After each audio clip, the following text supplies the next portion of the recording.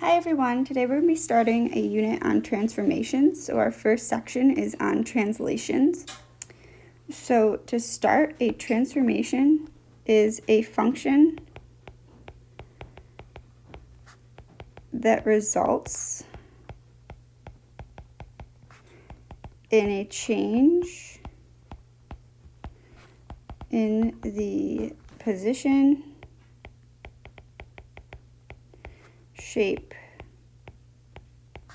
or size of a figure. So anytime we're moving a shape, we're making it larger or smaller, or we're kind of distorting it. So when we do this, we have an original and we have a final result. So the original is called the pre-image. So the pre-image is the original figure, and the image is the resulting figure.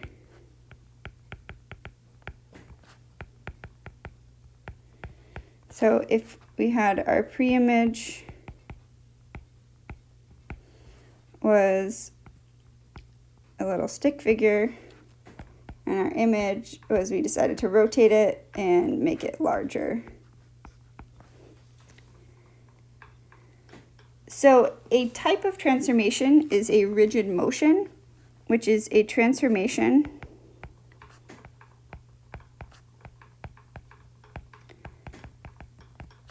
that preserves distance, which is like the length of the sides, and angle measure. So a rigid motion, think of something that is like a rigid object, which means you can't really move it, like a rock or something hard, whereas like something like a pillow, you could kind of distort it or you could twist it. So rigid motion is just going to be moving an object to a different position or reflecting it. It's not going to be changing the size or the shape of an object. So a figure is called congruent to another figure if there's a sequence of rigid motions that take one of the figures onto the other. So we can tell something is congruent, which kind of means like the same shape, if all we're doing is moving it, reflecting it, rotating it. We're not going to be changing the distance at all. So for example, if we look at these two squares, the pre-image and our image, this one is not a rigid motion because it doesn't preserve the distances or the lengths. So it got larger, so we can't say that it is a rigid motion. The second one is a rigid motion because this is just a reflection. So we didn't actually do anything to change the shape or the size. All we did was reflected it. So when we have a drawing of a shape, we go from our pre-image, which is this shape in black, to the shape in blue.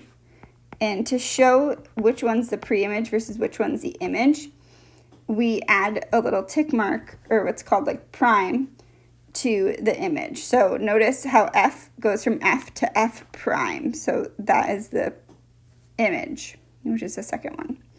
So if we have angle F, the image of angle F is just angle F prime. And if we have angle H, the image of angle H is just angle H prime. So really don't overthink it too much. And if we're asking for the pairs of corresponding sides, if we have side FE, which we write as FE with a segment over it, that goes to F prime E prime. And make sure you give both of these primes, because here's F prime E prime. If I just said FE prime, that would be connecting F to E prime, which isn't what we want. Another side would be FG, and that would go to F prime G prime. Another side is EH, which goes to E prime H prime. And lastly, GH goes to G prime H prime.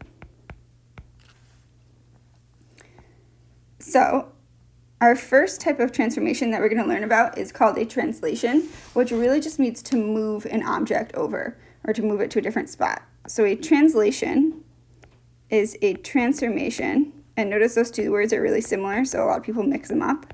So transformations are any kind of change, and a translation is a specific type. So a transformation that maps all points of a figure the same distance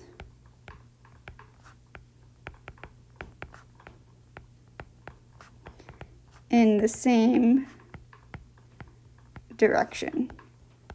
So like that's telling all of these points on this triangle, A, B, and C, to move 3 spots to the right. So if they all move the same distance in the same direction, you're going to get the same shape over here. It's just going to be moved. So that is a type of rigid motion because we're just moving it to the side. So when we have a translation, what we do is we write a rule for it with a capital T and then 2 little carets with X, comma, Y. So this is kind of like a subscript right here, which means that it's lower and smaller. So the X, what we're going to put in there, that's going to stand for the horizontal movement. So we're going to put a number in for X. And that number can either be positive or negative. If it's positive, it means the object moved to the right. And if it's negative, it means it moved to the left. Then Y is going to stand for our vertical movement.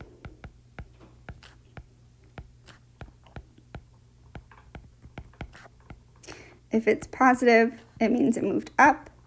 And if it's negative, it means it moved down. So what we do is pick a point from our pre-image, which is this black one, and go to our image, which is the blue one. And we know it's the image because it has the little tick marks on it. So pre-image to image. And what you're going to do is pick one point and see how that one point moves. So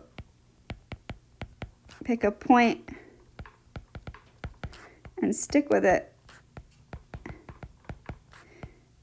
Some people make the mistake of picking a point and trying to just make any spot on the new one, but that's not going to be right because there we're going from B to A prime. So you want to go from B to B prime. So the first thing you can do to come up with a rule is to write kind of down in words how we moved right or left and how we moved up or down.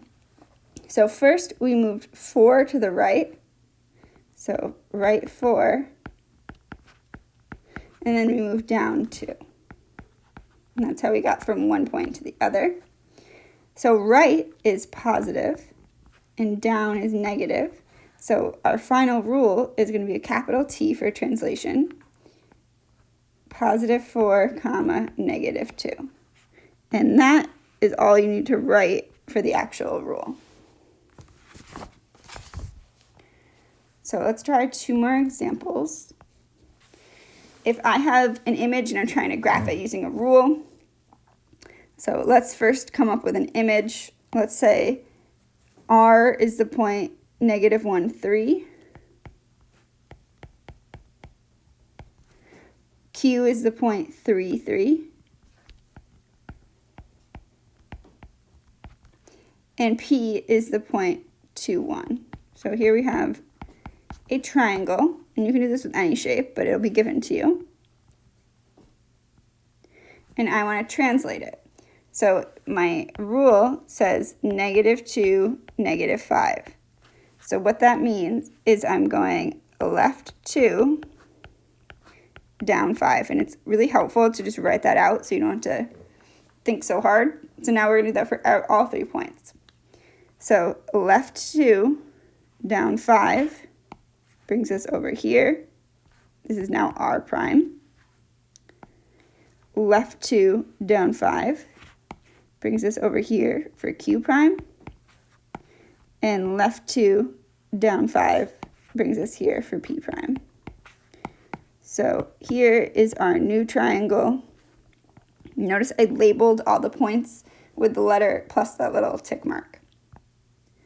There's another trick for figuring out where the new point was. So if you notice, R is the point -1, 3, and our translation rule says -2, -5. What you can do is actually, to find R prime, is just subtract 2 from X and subtract 5 from 3, which brings you, so -1 minus 2 is -3, and 3 minus 5 is -2, and if you notice, our R prime is actually at that point. Lastly, we can write a rule. If we're given our pre-image and our image, you just want to be careful you know which one's which. So our pre-image is the one in black, and our image is the one in blue because it has the tick marks on it. So again, pick any point you want, but make sure you stick with it. You don't want to go from Q to S prime. You want to go from Q to Q prime or P to P prime. So if we're at P, we want to go over, so that is 8 to the right. And then we would go down to P prime, which is 2 down. And remember, right is positive, down is negative. So our rule is going to be a +8, -2. So now you should be able to start your homework on translation. So it's just one worksheet, it's worksheet 1.